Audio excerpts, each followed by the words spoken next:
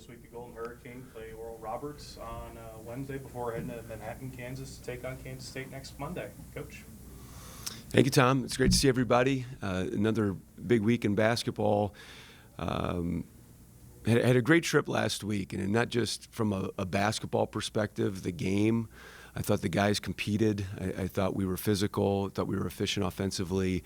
But the overall experience at the Naval Academy, I thought, was something that can really help us grow as people, as a team. It was just a tremendous experience all the way around. So tip of the cap to all the people at the Academy that hosted us and put the event together. We got back very late Friday night, early Saturday morning, and of course our attention is to our next game here in Tulsa on Wednesday, and that's where all of our preparation is. So any questions, happy to answer them. Just your thoughts on ORU, what you know about them. I know it's a new season and everything, so just I know it's early, but what are your thoughts on ORU? Yeah, it is early, and that's the thing that's so challenging. You go through all these personal edits from guys at previous schools and trying to get as much information as you can in these first few games. But, of course, a new coach and Coach Barnett, and they're playing fast. They shoot a ton of threes. They are aggressive defensively. They mix things up. They're looking for deflections. They rally to the basketball. But the thing that you see a lot is they really share the basketball well, and they shoot a lot of threes, many times at all 5 spots. So the way that they will try to get you to make a mistake in a switch or a coverage, and then boom, they're hitting you with a 3, and then they crash the glass really hard, and then they're gonna be good on their home floor. They always are. And talking about obviously beating Rhode Island, you beat them. You didn't squeak out a win. You beat them pretty good. I think you're just. Talk about how your team's playing and how would it compare with your expectations coming into the year? Yeah, from an expectation standpoint, we talk about 2 things all the time is effort and execution, and I think that our guys are playing hard. I think we're playing with a level of physicality. We've demanded a level of toughness, and it fits this group. I thought defensively we did some nice things against Rhode Island of making it difficult for their transition. Some of that was Corey being in foul trouble. He's really the quarterback for them, and we were able to limit some of his opportunities.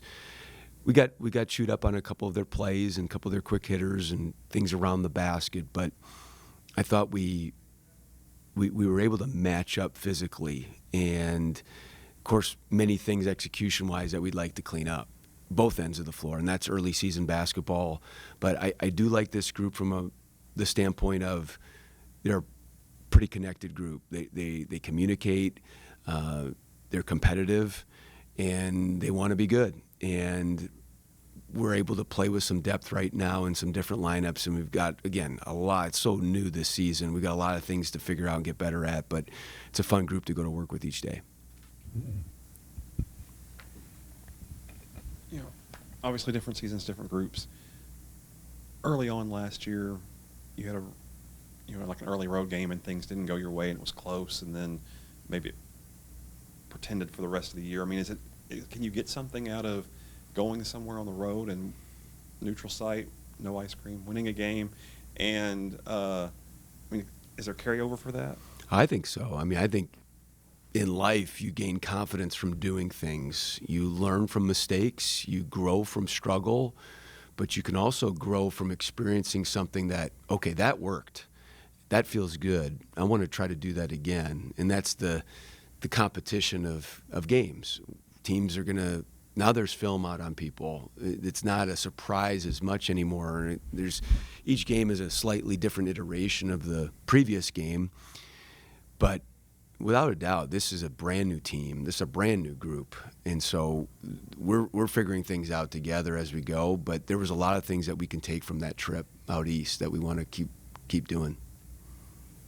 In the current state of college basketball and just philosophically speaking, how does Tulsa versus ORU fit in that, and how can you make it continue to fit into that? So I have always believed that one of the great things about sports is team rivalries, city rivalries, conference rivalries. We had practice yesterday, and then we traveled south and shot over there to get that feel. But today in practice, I'll ask each guy, like, hey, right now, without thinking about it, in high school, who's your greatest rival? And guys will do it immediately. So there's perspective there. And this is one of those games. There's great history. It's in our city. Like, you can't help but feel those things. We'll talk about my experiences here before, the games that we've had already, talked about the team, the greatest team we've had here on the wall had a tough game with her. I mean, it's one of those types of games, and that's what you want to play. Everybody loves those types of games. So you don't have to have been at a school for 3 or 4 years to feel that. I know that because I was talking to one of my former players who's over in Europe, and they're getting ready to play a team in the German league, and he's like, "Yeah, this is the game everybody talks about. Everybody talks about this game." So our guys understand that. You come out of that game and you win the rebounding advantage and the turnover advantage. I mean, it's in a place like that on the road. I mean, sometimes basketball could be simple, and you set yourself up with good situations when you come away on the positive side in those two categories. Yeah, no doubt, Pop. When you do those two things together, that's a really good sign. And it's something that we've talked about, especially the offensive rebounding. We shoot a number of threes. Now, we shot 50%, which was awesome. Love to keep doing that. But the game before that, we shot 25%. But our pursuit of the offensive rebounding, whether it's going in or not, has to be consistent, and it was. And that was good to see. We've got to clean up some things on the defensive backboards. Thought Rhode Island was physical and beat us to some balls there. But taking care of the basketball, protecting it, being efficient with it, and then winning the rebounding margin, that's how you get more shots. And when you get more shots, you typically have a good shot. Did you push the ball to your satisfaction after those offensive boards the way that you like and the pace that you want to run at? So we'd like to be a little bit quicker. However, with the number of offensive rebounds we had, that actually extends the possession. So, you'd love to have the free-flowing Showtime game of, you pop, and score. But when the ball's not going in and you get the offensive rebound, that extends the possession and makes the possessions look longer and your team slower. I'm good with that. Barnstable is a secondary ball handler. How do you think that he played the other night? I thought he played really well. He's a guy that came here with a very efficient scoring resume. Playmaking, not so much. Low assists, it just wasn't his role in his previous school. So in the construct of our team, we need that from him. And I thought he made some really good plays. Some of the wraparound passes he made, the hook pass with his left hand to Ian under the bucket in the first half. And he's such a threat on the perimeter. He's got to be able to make some of those plays when they're running out at him. And I thought he did a nice job the other night. You guys seem to play in bursts or you just throw waves at him. It's still early, but do you catch yourself looking ahead to think about when we have even more minutes under our belt here about what potentially that could mean for you? Yeah, I mean, there's potential with the two guys that are out right now, and you think about some of those things. It's a day-to-day, week-to-week. Everything changes all the time. I'll never forget. I was talking to one of our young staff members, and I try to spend a lot of time with them and talk about things to think about.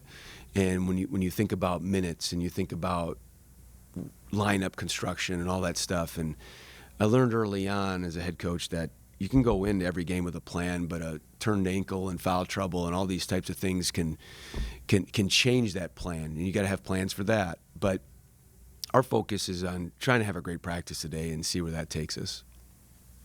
Coach Tylen Riley has taken up a lot of the point guard role in the absence of Terrence Ford.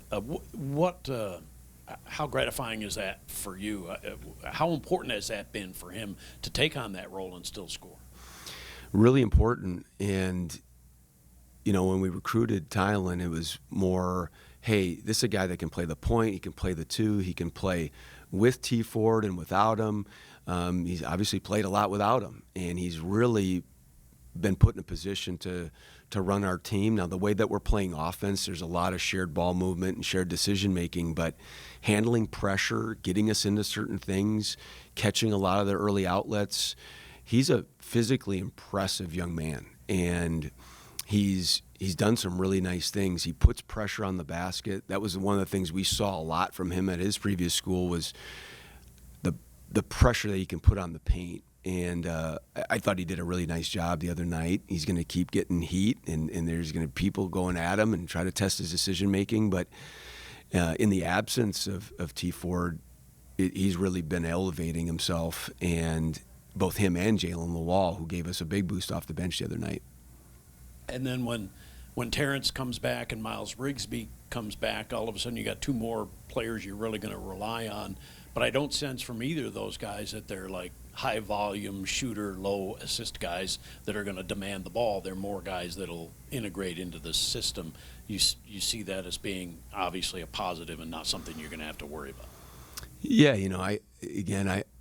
I think and worry about everything, and that's part of my job, right? And you start to project and you think about, okay, this, if this team does this, like you go into every game that way.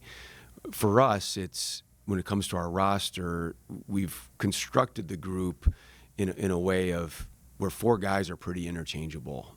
The one guy that's not so much is our 5 spot, and but the other four, we've built this in a way, and that was from learning in past teams, and just the way I saw this team forming is we want to really have a lot of interchangeable pieces where those guys can all play together. We can withstand injuries. We can withstand foul trouble. That's the focus, and we just got to get those guys back first before we really start figuring out like how it's going to look.